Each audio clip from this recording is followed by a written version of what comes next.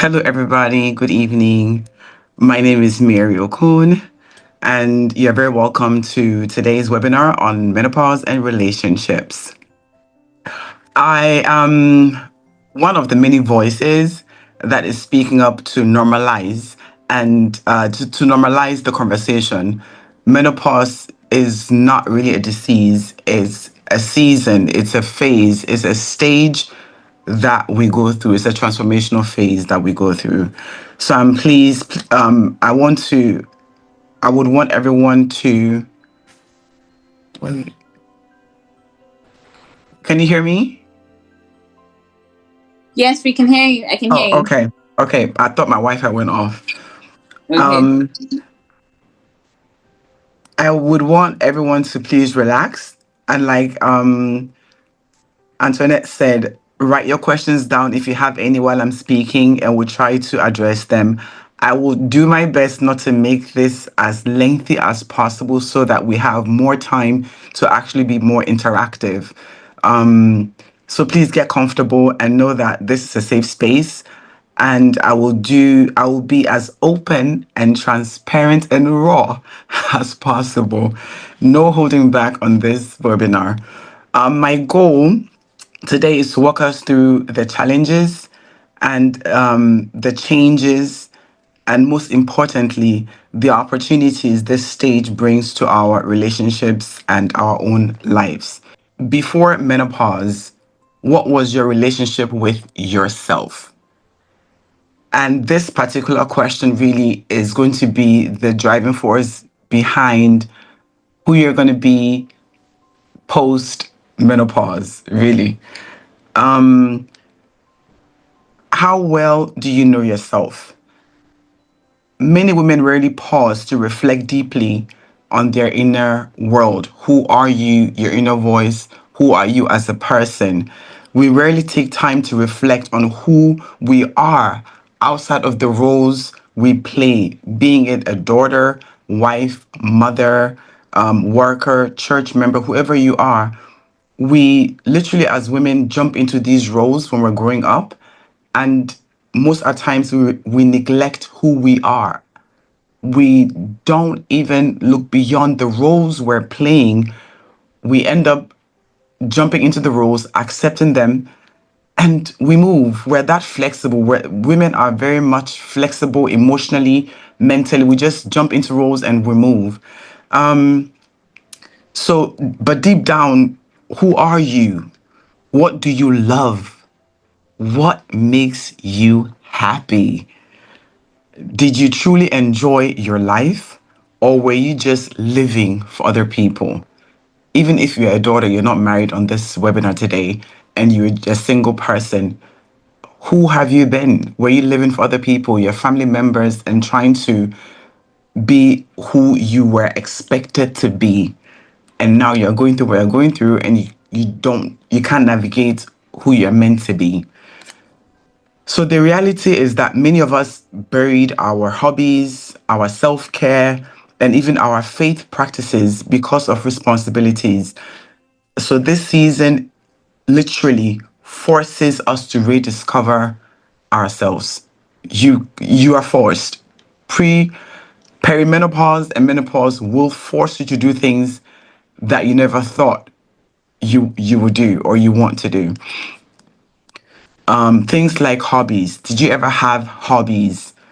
Did you practice self-care before?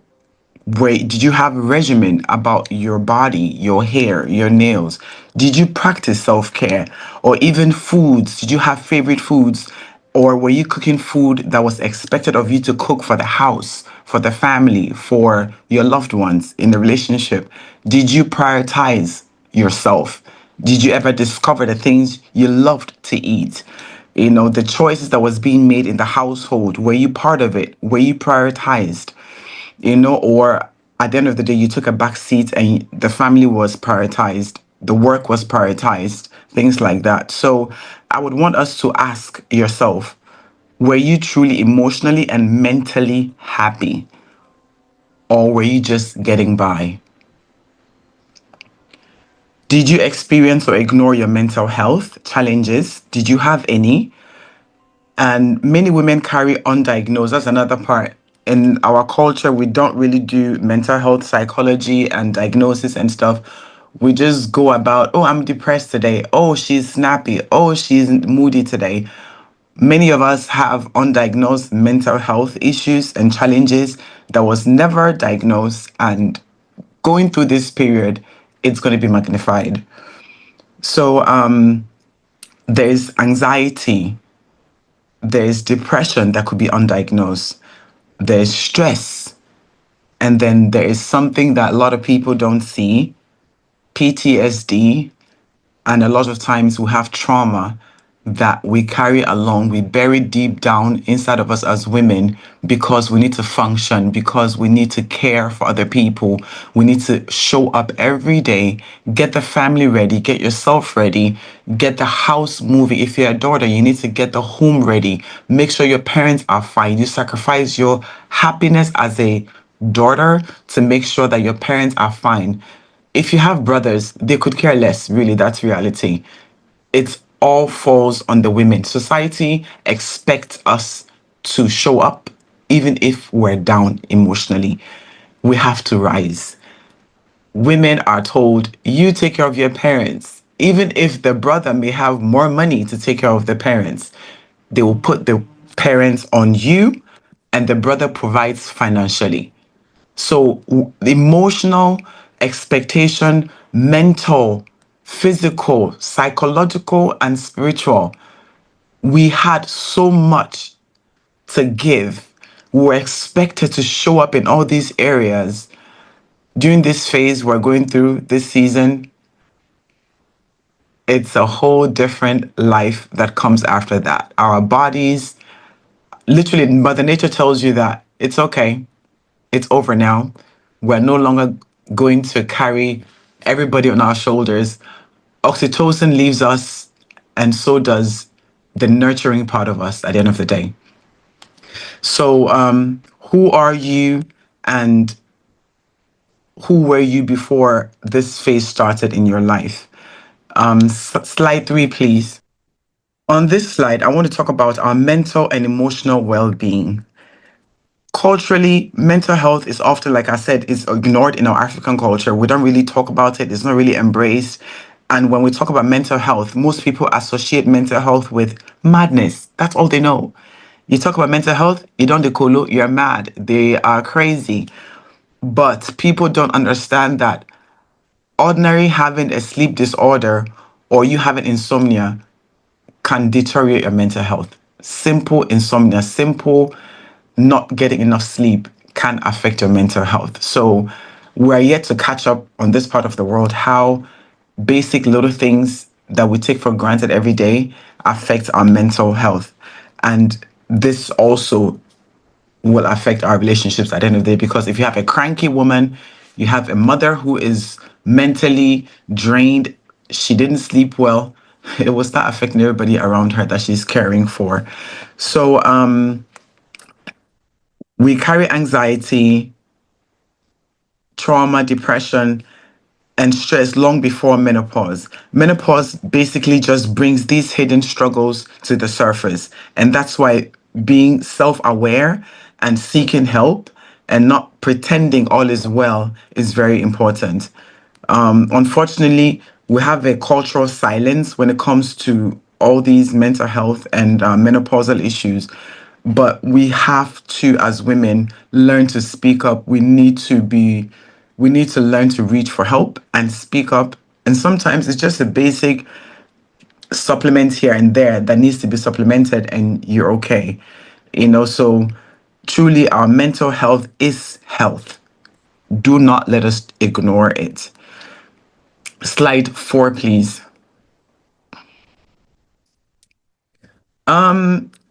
This is my favorite slide. The I don't care phase. The I don't care at this stage is one of my favorite seasons, is what I call the I don't care. Hormones shift, and suddenly you don't have time for nonsense anymore. You stop pretending, you stop pleasing people, you start speaking your truth. Some people may call this a stubbornness, or some of your spouses or partners or family members or even friends may think that you are so stubborn, you're morphing into somebody else. It looks like you have a new attitude. But I call it clarity, awakening. This stage where many of us say, I no get time for Wahala again. I no get time for Wahala again. I'm done.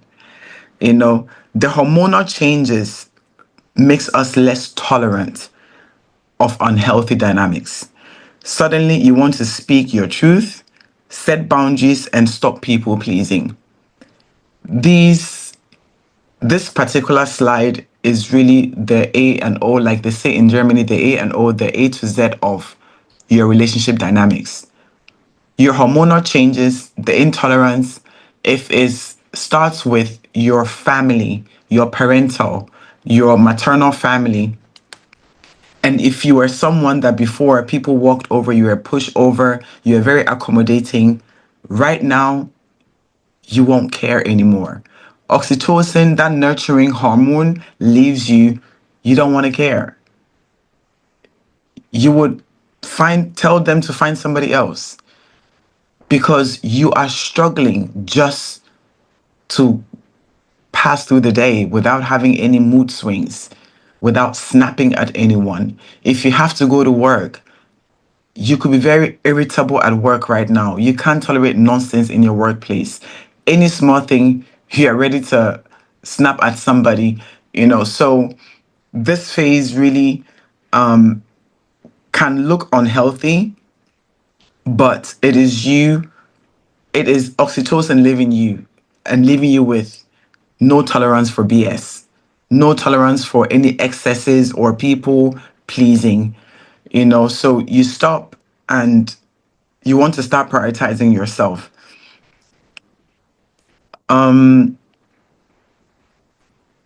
You also want to, a lot of women start being brutally honest with speaking their truth and setting boundaries, meaning that if they invite you for parties, invite you for events, and you don't want to go, you outright tell them, I'm not going. If you have a family and your children are dragging you to one thing to do something for the kids, you don't care. If they're older children, you tell them to go and sort themselves out or figure it out. You really become a whole new human being, and it's not like you're doing it on purpose. Estrogen is leaving you or has left you, and this is the new person that is emerging. We needed the hormones during the nurturing phase, and nature said, okay, you're getting older. We don't need you to have kids anymore. So therefore, the hormones are going. So now you're becoming a whole new person. Whether you like it or not, whether we like it or not, we are becoming a whole new person and we need to embrace it. So the new person that is coming out is who you're going to be. And who you were before can make it a very pleasant journey or, a terrible one.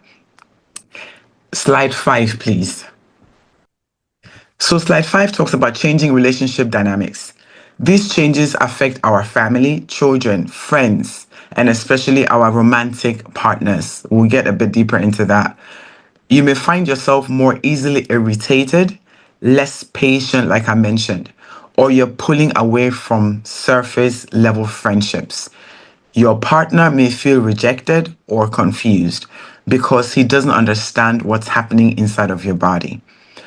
This phase is not a rejection, it's a transition. I want to know if, please write this down so that we can discuss it at the end of the webinar. Have you ever noticed a shift in your closeness with your family members or friends lately, or since you started going through perimenopause or menopause? And if you want to drop anything in the comments, you can drop it. I will read it when we're done. You will have issues and family members will see changes in you. Your children will see you very much being different. The mood swings is going to be glaring to everyone around you. You'll be fatigued. You don't want to get out of bed. And there may be tension. what I advise in this phase is you being very much vocal and communicate what you're going through. If your children are older, you may want to explain to them, and if possible, let them watch videos, send them links about what you're going through. Educate them. Education is key.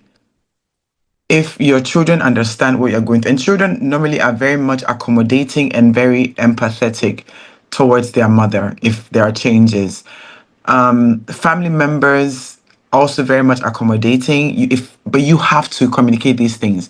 The sad thing is sometimes we ourselves as women don't even know that perimenopause has set in. We just think that we're irritable, we're just cranky, we're in our moods are going back and forth. We don't really know what is happening because we're told or we think menopause is for old people, people in their 50s or 55. We don't really know when it catches up with us. You could be 38 and 42 and it's catching up with you. You wouldn't know that your estrogen levels are dropping. So these symptoms, we are mostly told, or we hear mostly that perimenopause, menopause, oh, hot flashes, and you have mood swings. That's all we really get to hear. But there's so much with the mood swings, the anxiety, the irritability, the forgetfulness, the brain fogs that affects our relationships. So with your friends, I would also suggest communicating with the friends, but you will inevitably pull away from shallow connections and crave more friendships that are in depth. And that's fine because you don't have tolerance to fake any friendships. You really want depthness. You want people that care and people that understand the new season that you're in. So if you do have shallow friends before, be ready to naturally let them go because you will be craving depthness. You'll be craving more intimate friendships during this phase. When it comes to romantic partners, my sweet spot right now, romantic partners, impatience is going to be their language. Big on they're not patient because they can't be bothered. Men naturally never had estrogen anyways, so they've been impatient naturally. But now that you are losing your nurturing, your tender TLC, phase, and you are no longer trying to connect, you're no longer being emotionally sensitive, your partner is going to go on, if it was on from 0 to 10, if your partner was accommodating before, maybe 8 on the scale, your partner will look at you like, I don't have a scale for you right now. Scales is gone, tables are broken. They want their old wife. If you are very intimate or if you were intimate with your partner, they want your old self back again. You may want partners, or partners may be telling you, can't you just be your old self again? Like, what is wrong with you? Why are you like this? Can't you take care of yourself? Why are you letting yourself go? You're not caring for yourself the way you used to care for yourself. Please, the misunderstanding and feeling of rejection is going to be massive with your romantic partners. Sadly, if your partner was or is a traditional African man, Calabas, I don't know what the word to use for you. If your spouse or your partner is a traditional African man, problem have started because before they didn't even like us like that. And now that you're morphing into the independent woman that you want to become, that you're trying to become, that nature is changing you to become, making you become, changing you into. If your partner was very much a traditional man, I really don't know how to help unless me and you have a one-on-one session, a private session where we can look at the details of who he was, how he loved you before, or the boundaries you had with him. But I can't really put all the partners into one box on this webinar. We may have to have a one-on-one session if this really is affecting your relationship. But if your partner was or is a traditional person, then it's going to be a very difficult phase to connect, to be intimate with this person, with your, with your spouse, and to also feel loved and cared for. So who you were before, the relationship you had with your partner before this season will make this season and make it in a beautiful phase for you, a very supportive phase for you, or it can break your relationship. So yes, perimenopausal and menopause phase can have a toll on your relationship. Slide 6, please.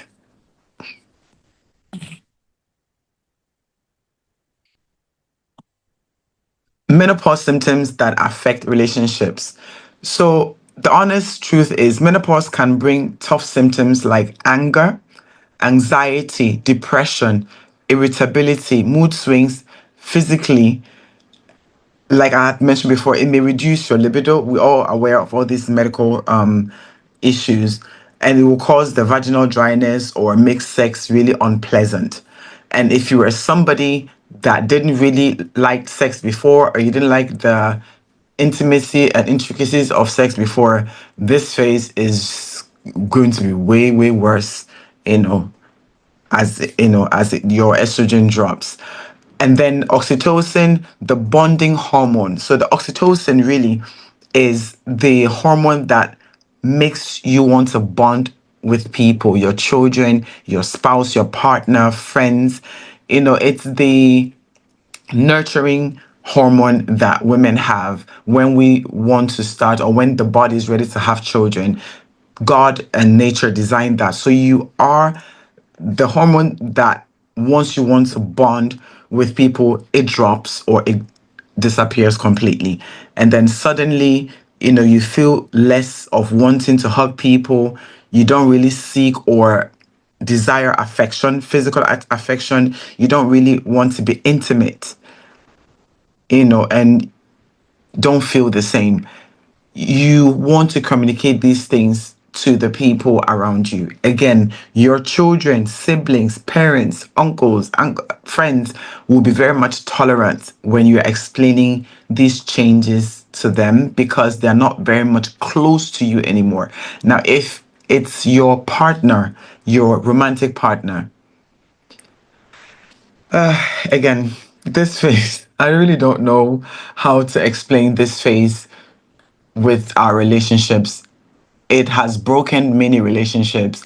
It's really also opened the can of who your partner is, who your spouse really is to you. This phase can show you who they really are. If they've been pretending to care for you before, loved you before, or used material things to show their affection, this phase, all these things won't cut it. It requires a whole new, different partner who is caring, understanding, and vulnerable to your needs to help you through this phase, if truly they loved you the way they say they love you. So with friends and family members, it's much easier to communicate and change dynamics. And naturally, you will drop a few people along the way. You might even drop family members who you've accommodated over the years with their behavior and the things they used to say. If they used to make side remarks about your looks or your job or your lifestyle, this phase is quite liberating for women, because we don't even need to be bold anymore. It just comes out naturally. We just, goes, we just give it out naturally, because we couldn't care less. That we don't care phase, that's the phase we don't care. So yeah, slide 6, please. Sorry, slide 7. The writing and being mindful during this period. One powerful tool that I tell a lot of women when I'm having sessions with them, or when I'm talking to my friends, is that one powerful tool is journaling. You want to express yourself to the best way you can, be vulnerable, write your emotions down. When you feel sadness, anger, or anxiety, please try and catch yourself. Be mindful when these changes, mood changes are happening, catch yourself and write down, if you can, what you were going through that moment. If you can remember the thought, if there was any thought at all, it was just the hormones dropping and you just had a plump and you felt the way you felt. So if you can write it out, your journal doesn't judge you. It's literally you expressing your thoughts and how you're feeling. And you might be surprised there'll be a trend in events that happens in your life that will pull you down, and you see them happening with your spouse, with your children or family members. So sometimes journaling also helps us see a trend in events that will help us prepare better for, if it's meant to happen again, or if they are to happen again. Sometimes that little pause, when we're able to stop and save our mental health and what we're thinking, what we're going through, these little pauses sometimes helps with you not expressing the anger, or speaking out the fear or the anxiety or even the rage you may have towards your kids. If you're able to speak all these things, if you're able to write these things down, it helps in self-regulating your emotions during the day. So whether you write these things down during the day or later in the evening, self-regulating your emotions and all of that is very much powerful in coping with the mood swings. So, journaling your sadness, the depression you may experience, helps to release bottled up emotions and feelings during the day. If you can try it a few days during the week, please try that so that you can see triggers or environmental triggers. Practicing a bit of mindfulness before you speak to your partners or your children or at work. Breathing, sometimes prayer could work, body awareness, and sometimes silence. You don't want to be seen as the old miserable lady at work or in church. People say that you've changed, or your societies you belong to. So being mindful and breathing, praying, journaling, being aware of your body and your thoughts during this period will help you navigate the relationships better around you. Slide 8, please. So, slide 8, marriage, separation, and divorce. So, let's address the truth.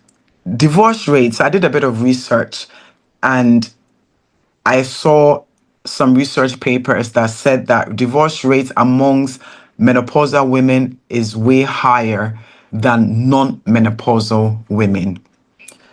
Why? We'll ask ourselves. And most of the answers I found during the research was that because many women at this stage choose independence after years of self-sacrifice. Your husband may be ready to slow down at this phase. He wants to retire, he wants to rest, whilst you are ready to spread your wings and fly. You want to travel, visit the kids if they're older. You want to start a business or serve in ministry. You literally want to start all the things that you sacrificed for in your youth when you were younger. You really want to fly and you have the energy to do so many things. This mismatch with your spouse creates obviously a conflict. But please, it's not a selfish conflict. It is nature changing and evolving in you. It's self-discovery. It is a different you evolving. And if your partner is understanding and very much connected to you and tolerant, he will go through this phase with you, because men do also go through their, what do they call the men? They go through their midlife crisis, and women do stick by them. Women stay and support them during their midlife crisis. So when we are going through our perimenopausal phase and menopause phase, you would expect as women that the men will be there for you, but most of the times especially in our culture, no, it won't happen. So you have to lean into self-care and your environment and your social network to support you. Research shows that the higher divorce shows a higher divorce rate amongst menopausal women, often tied to choosing independence after years of prioritizing themselves. Many women feel a new need for freedom, adventure, and self expression, while partners may want to slow down. Please, I want to ask if anybody can relate to this change in your life. Let me know at the end of the session. Slide 9, please. So we have the cultural and spiritual context in our African women. In Africa, in Nigeria, in Ghana, I'm Ghanaian, so yes, well, I'm a bit of Ghanaian. So when I speak, sometimes I add the Ghanaian to it. Women are seen as the glue of the family. We have to always show up. We need to perform. We have to be nurturing and emotionally ready to accommodate everyone. So when menopause shifts how we relate, we feel like we're failing in that role. So talking about sex or intimacy is a taboo. So we suffer in silence, but silence is literally dangerous to our health. It isolates how we feel and who we are. This is where spirituality comes in. Faith gives us strength, identity, and purpose. And we have to have a sisterhood. You need to create a sisterhood, be it in your society groups, church, friendships, whatever it is. You want to have a supporting sisterhood, talking to women who understand you, who understand what we're going through, and also reminds us that we're not alone, because our symptoms are not all the same.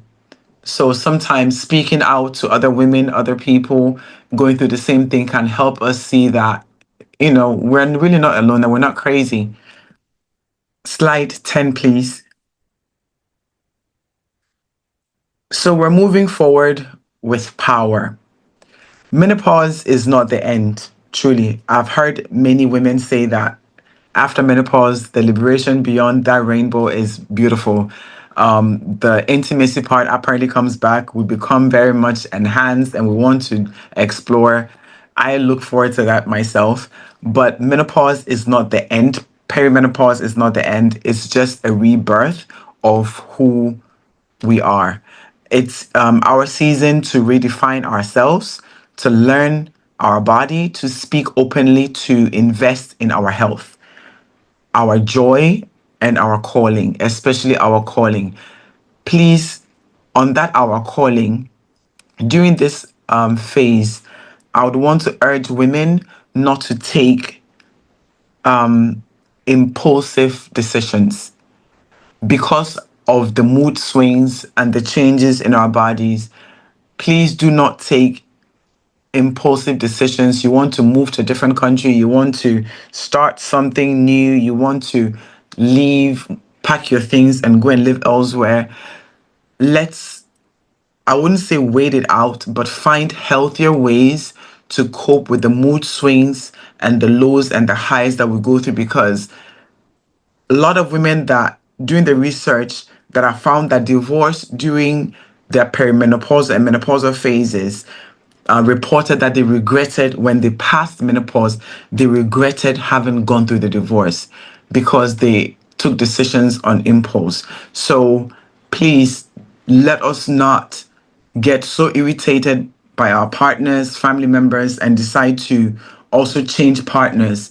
A high level of infidelity apparently also happens during this period because the I don't care phase makes us really not care and we want to explore. So infidelity apparently was also high in women going through perimenopause and menopause, attached to if they have partners or husbands who were not really nurturing, who had girlfriends outside or side chicks outside. If the woman endured during this phase when she was still very much okay with her estrogen, and she endured, she forgave, she was very much accommodating, and then now that she is in the I don't care phase and she's going through that phase, it increases the likelihood of her also wanting to explore her sexual desires or retaliate during this phase. So please, let's be mindful while we are morphing and changing or having the rebirth, that we don't do things that will be detrimental to who we are post menopause. Some of us will start businesses, ministries, hobbies, traveling, mentoring sessions. You know, it's hard sometimes to come out of all these mood swings and trying to relate to people, express yourselves, but we can tap into new purposes, new skills, and new ways of expressing ourselves and connecting to people during this phase. Know your body, seek mental health help if you need to, seek medical support if you have to, because sometimes they do have some estrogen patches and some other stuff they can use to help with some of these symptoms that we have. But seek emotional support by all means. Do not box yourself in your room. You want to stay in the dark, please. You are depleting your body of vitamin D. Don't stay depressed alone. Find another woman that is depressed, also going through the same thing, and be depressed together. Because if we're depressed together, listen, it's fun being depressed together, but we have to be okay with ourselves. We need to have a safe space for ourselves to allow us to be who we are. Invest in hobbies, please. I personally am, I said I wanted to try learning how to play golf with my husband, but I think we did only 2 sessions. He abandoned me. Now I don't have the mood or the energy to continue with this golf, and I have the kid sitting there. I'm still looking at it, but I have begged one of my daughters to help me. Maybe we can pick it up together, because I really don't feel like it, but I really want to. You know, that phase, you really want to do something, but you don't have the energy and the boost to do it. Find other like minded women, like minded sisters going through similar things, and support yourselves. We have to pull through to get to the other side of menopause. So this is our time. Please remember that this is not the closing chapter. It's a new book that we're going through, that we're writing, waiting to be written by ourselves. Slide 11, please. So, in closing, I want us to leave here knowing this: we are not broken. We are not alone. Definitely not alone. As long as you are a woman, you're not alone.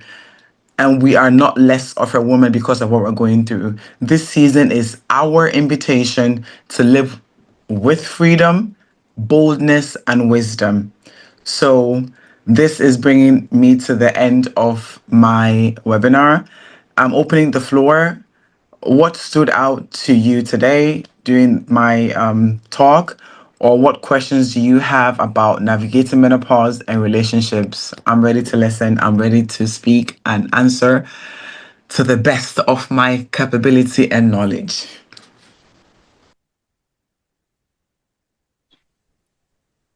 Thank you very much for the webinar today. Thank you so much. That was very, very, very impactful. Okay, so this is the time where you can drop your questions in the chat box, because I will be asking our guest speaker some of the questions that came from the community. Thank you so much, Mrs. Mary. We've learned Thank so you. much from this. Like, it's been a really, really amazing time. Okay, so the first question from the community says, often we interact with people who have unrecognized or unresolved trauma. What are some practical ways for women in menopause to protect their emotional energy while engaging with such individuals? I think that takes me right back to the beginning. Who are you? So if you know who you are, and you know what you can tolerate, what you cannot tolerate. This particular phase we're going in during this perimenopausal and menopause period, and that I don't care phase, you're able to set boundaries, healthy boundaries. If you see people that have triggers, if I remember your question properly, if people have traumas around you and you can see they have trauma, you are not a therapist. Unless you are a therapist, you want to help them, please feel free to help them. But if you do not want to and you're not a therapist, refer them to a therapist. Remove yourself from anything that does not add to you and sucks energy out of you. If it does not add energy, positivity, love, care, and anything good into you, please be bold enough to remove yourself. You have to practice self-care. This is not a phase for you to be very much empowering, trying to be there for other people when you don't even know the mood you're going to have by the time you're going to bed. So if you do see people that have trauma and it's affecting you, you can't remove yourself. You have the power to remove. If I do remember your question well, you have the power to remove yourself from any toxic environment and anything that doesn't serve you. Okay, thank you very much. And it also answers the second question, which is how a woman can show empathy without taking on emotional baggage. So now the second question or third question from the community: how do we set healthy boundaries while still remaining compassionate and connected to family, colleagues, and friends?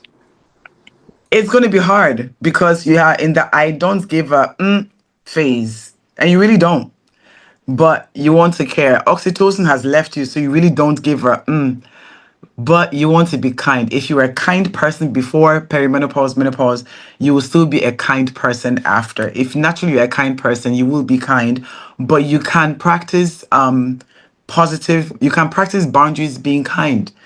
You have been nurturing for so long and caring and self-sacrificing for so long.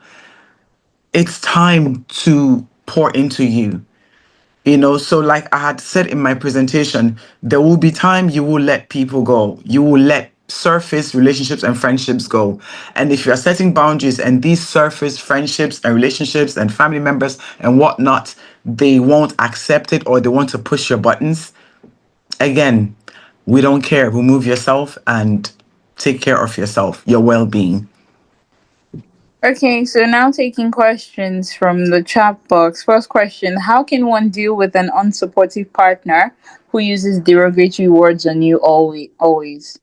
Ooh, I guess it didn't start before perimenopause or menopause. The partner may have been like this before, and I had said this in this webinar. If they are very much traditional and they weren't supportive, caring, or you know were materialistic in their love and affectionate, and now you actually need someone that is very compassionate, caring, and understanding in what you're going through. If your partner wasn't all these things before, well, now it's pro max, because now you actually need them to show up and show out for you. And if that is not happening, you can't change who they are, but you have to accept the fact that you can't change who they are, and you have to lean into yourself. It's a hard process. It's going to be a painful process. It's going to be a process of grief. You have to cry it out because you want that support. You need the support. You have to go through. I think perimenopause and menopause puts women in unavoidable grieving situations sometimes because you expect people to show up for you the way you did over the years, but they don't. So if your partner is like the way it was described in the box, you have to look within and elsewhere for people that are ready to pour into you. And I believe this man wasn't like this just now. He was like this before. So if I cared for you before as a partner, he will care even more for you now. If he didn't give a ish about you before, well, he won't. Definitely. It's always enhanced. So it's really, really sad. And I'm really sorry you're going through that, especially during this phase.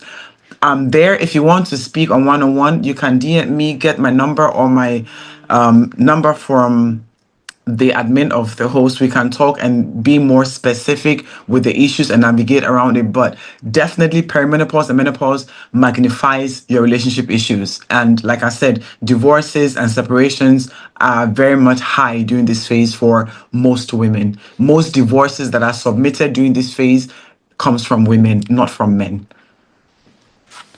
Okay, thank you very much. The next question: what do we do to reduce brain fog and fatigue? I would say if Carib Health is on this platform, please reach out to them. I'm seeing their messages because, listen, Carib Health was my savior. Brain fog and fatigue, supplements, working out, hydration. But supplements did a great deal for me, and working out regularly, I try the best I can it's hard sometimes to get yourself out of bed or to even motivate yourself, but you want to supplement, you want to do that. Self-care includes medical.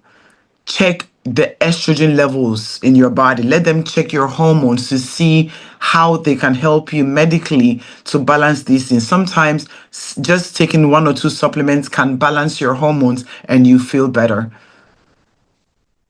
Okay, thank you very, very much. Another question: when does a woman come out of the menopause stage, and what will her life be like to ensure balanced relationships with family members?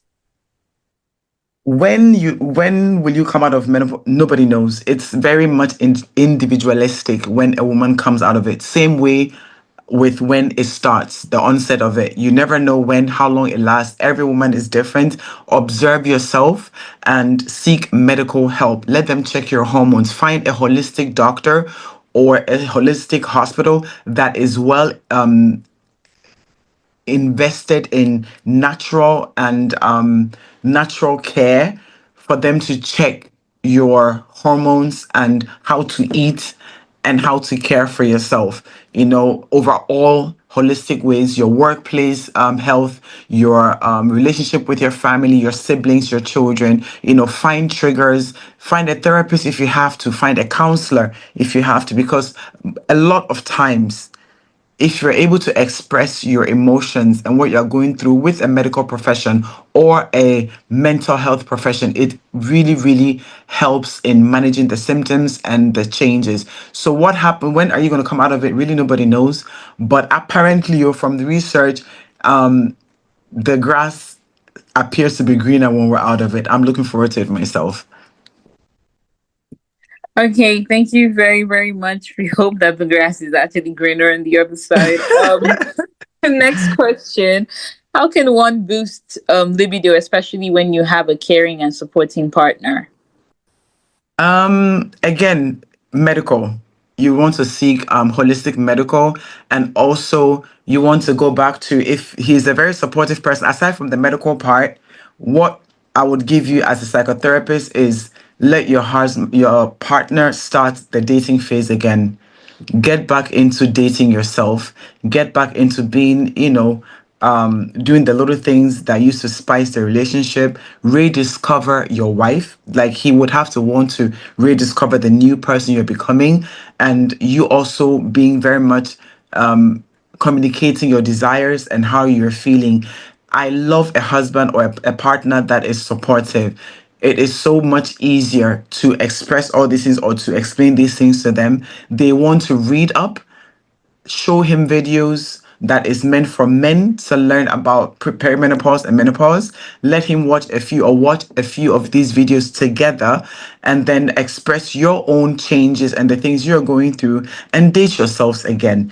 Do the little things, go on dates, do the little things that you used to do before you started, and rediscover your relationship. I love supportive spouses because it's so much more fun to rediscover the new relationship you're in and they're going to have post menopause. So, yes, dating yourselves again and rediscovering the relationship as you're going through this season, and what happens when you come out of it definitely is a good thing.